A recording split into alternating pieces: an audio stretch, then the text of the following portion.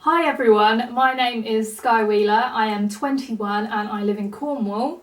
Some of you may know me, some of you may not know me at all, and that's brilliant if you're watching this video. I'm at the start of a massive journey, and basically I want to start these videos to basically bring you along with me. I've just been diagnosed with CCI, which is craniocervical instability.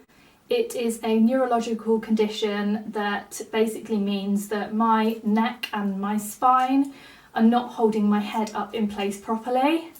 Normally your vertebrae in your neck would be nice and stacked on top of each other, and mine are basically slipping off of each other and hitting my spinal cord and compressing my brainstem, which has caused all sorts of neurological symptoms and issues.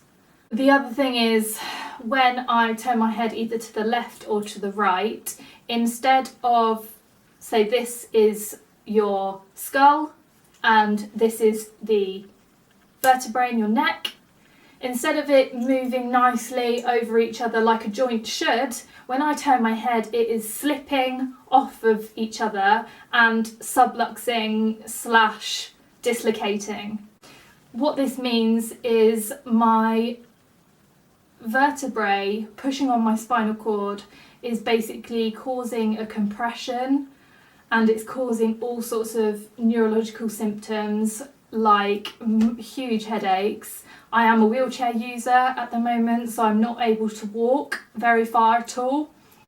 I have POTS as well, which is postural orthostatic tachycardia syndrome, where my blood pressure can't regulate itself and I get a lot of dizziness and lightheadedness.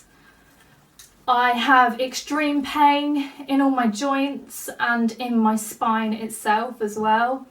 Basically everything that you could think about that goes on in the body, it's not working properly, even down to my bowel and my bladder.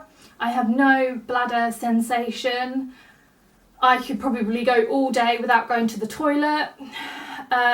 My bowel has also stopped working how it should, and this is due to the pressure on the spinal cord. I have a lot of numbness in my hands, in my arms, in my legs. Basically, my whole body isn't working how it should be. I have brainstem compression. This means that the brain isn't working how it should do. As you can see, I have to wear a neck brace. Firstly, I've been advised to wear this neck brace when I'm in any sort of transport whatsoever. So if I'm in a car or on the train or on a plane, I have to wear the neck brace. I was told that with my neck condition, if I was to have an accident, something as simple as whiplash could result in my vertebrae being shunted forward and slicing through my spinal cord, which could result in paralysis or even death. I was also told, I did a lot of research and looked at other people with the same condition, and firstly, I didn't actually believe that this would do much for me because I've had these symptoms for a long time. However, I find when I do wear it, it just gives me that relief. It means that my head doesn't feel as heavy anymore on my neck. It means my neck's not doing so much work. When I have a particularly bad headache, I find it helps so much. Just the fact that it's lifting my head off of my neck and stretching the vertebrae out just seems to relieve so many different symptoms. Obviously, it's a fashion statement as well. God. On top of having craniocervical instability, unfortunately, I have just also found out that I have scoliosis in the thoracic area of my spine. So basically what that means is below the neck, going in the middle part of your spine. The scoliosis is when the spine is bending. It's not in a lovely straight line, it's either bending to the left or bending to the right, and in my situation, my spine is bending to the left. I also have a disc bulging down by my coccyx, so this is right at the bottom of my spine. I have a disc that has decided to bulge. This has all been caused by a condition called EDS. EDS stands for Ehlers-Danlos syndrome. Ehlers-Danlos syndrome is where your body doesn't create enough collagen.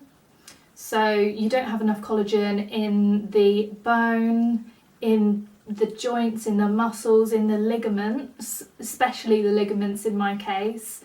So you find yourself having lots of dislocations in your lifetime. You'll find yourself having a lot of pain in all of your joints. And it is what has caused this whole problem with my spine as well. Basically, the ligaments between the vertebrae aren't holding the vertebrae in a lovely straight line at all. So it's like an elastic band. So you ping an elastic band and it's supposed to spring back, but with EDS, it doesn't spring back. It's once it's stretched, it just goes lax and stays there. So it's not holding everything in place where it should be. The only treatment for craniocervical instability is either traction, where they over time pull your head off of your neck and upwards to see if that could correct some of your symptoms. I've been ill, some of you might know if you've known me from school, if I used to be a dancer as well. I was a dancer since the age of 3 years old. I loved it. It was my absolute life. And I got to the point when I was 14 that I had to completely give it up because my symptoms were outweighing the positives. That was a really difficult thing for me. It was my absolute life, and I had plans to go off to dance college and go to London and basically be a professional dancer. Unfortunately, that didn't happen. I thought I would start filming and do a bit of an introduction as to who I am and what's going on basically. Next week actually, which might be now for you whenever you're watching this, I am off to Spain. The reason I am going to Spain is because I'm going to meet a specialist spinal surgeon that is a specialist in EDS and hypermobility syndrome. Unfortunately, with the condition I have, the NHS are unable to supply a surgeon that is a specialist in EDS and hypermobility that can perform the surgery basically. So my only option now, my only closest option now is to go to Barcelona. But unfortunately what comes with this is the fact that I need to self-fund it. So this is where you come in really. I have set up a JustGiving page, which I will link down below. If you are interested, please share as much as you can.